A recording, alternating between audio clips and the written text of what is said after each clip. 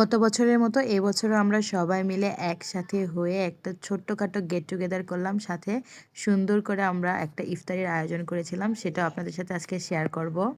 Hello guys, আসসালামু আলাইকুম। This is me Sanjita. Welcome জানাচ্ছি আপনাদেরকে আমার খুবই সুন্দর একটা ডেইলি ব্লগে।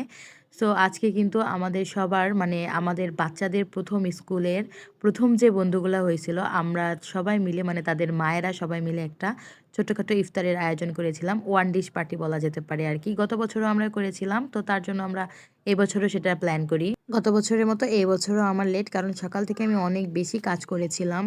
যার জন্য ৩টার পরে কোনো রকমে শুধু আমি কেকটা বানাইছি। বানানোর কোনো কাজ না করেই রেডি হয়ে চলে আসছি। তারপর আমার ৫টা ২০ বেজে গেছে। তো আমার ২ টা বাচ্চা নিয়ে লেট হবে না, এটা হতেই পারে না। তো যাই হোক, এরপরে কিন্তু আমরা দৌড়ায় কোনোমতো চলে আসছি। আর যেহেতু যাদের বাসায় হচ্ছে তাদের বাসা আমাদের বাসা থেকে মোটামুটি কাছেই। তো খুব বেশি সময় লাগেনি, ৫ মিনিটের মতো সময় লাগছিল। তো আমি এসে দেখি ভাবিরা অলরেডি কাটাকুটি করতে বসে পড়ছে প্লেট সাজানোর জন্য। আর আমি এই কিউট পরীটাকে পাইছিলাম, তো ওরে একটু জ্বালাইতেছিলাম। এরপরে দেখলাম যে সবাই সবার মতো করে কাজ করতেছে। আমি তো ফাঁকিবাজি দিব, এটা হতে পারে না। তাই আমি বাচ্চাটাকে কিছুক্ষণ আদর করার পরে আমিও এবার কাজে লেগে পড়ব। সো আমিও কিন্তু কাজ করছি। আমিও কিন্তু তাদের সাথে প্লেট সাজাইছি। আমি কিন্তু একদম বসে থেকে খাই নাই। আর এখানে যারা ছিল আমরা কিন্তু সবাই, আমাদের বাচ্চাদের প্রথম স্কুল ছিল আমাদের সবারই। মোটামুটি তারা প্রায় ২টা বছর একসাথে কাটাইছে।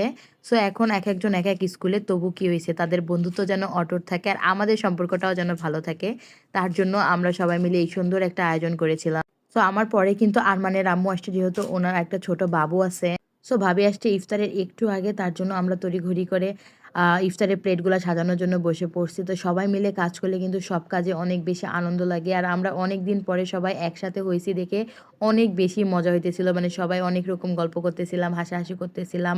তো আমাদের সবগুলা প্লেট সাজানোর পরে আমরা ইফতারের জন্য ওয়েট করতেছিলাম। কিন্তু আমরা এত বেশি জোরে, জোরে গল্প করছি, হাসাহাসি করছি, প্লাস বাচ্চারা এত চিল্লাচিল্লি করছে যে আমাদের ইফতারের সময় যে ক্রস করে গেছে বা আজান যে দিয়ে দিছে, সে আজানটাই আমরা শুনতে পাই নাই।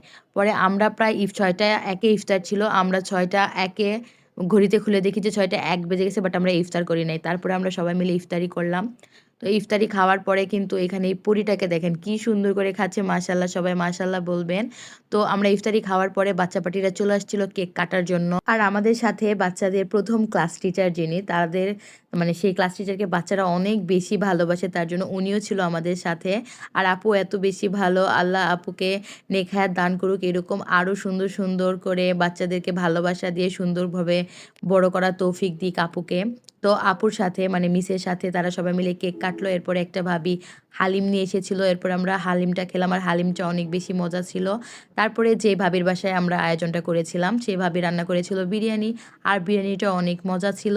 এরপরে আরেকজন ভাবি নিয়ে এসেছিল কোক। তো কোকটা খেয়ে আমরা সবাই মিলে আবার চলে আসি, কারণ অলরেডি আমাদের গল্প করতে করতে এশার আজানটাও একদম শেষ হয়ে গেছে, তো বাসায় যেতে হবে। এরপরে এই তো সবাই মিলে চলে আসি। তো আজকের দিনটা কিন্তু অনেক ভালো কাটছে। সবাইকে অনেক ধন্যবাদ। ইনশাল্লাহ আবার দেখা হবে। ভালো থাকবেন।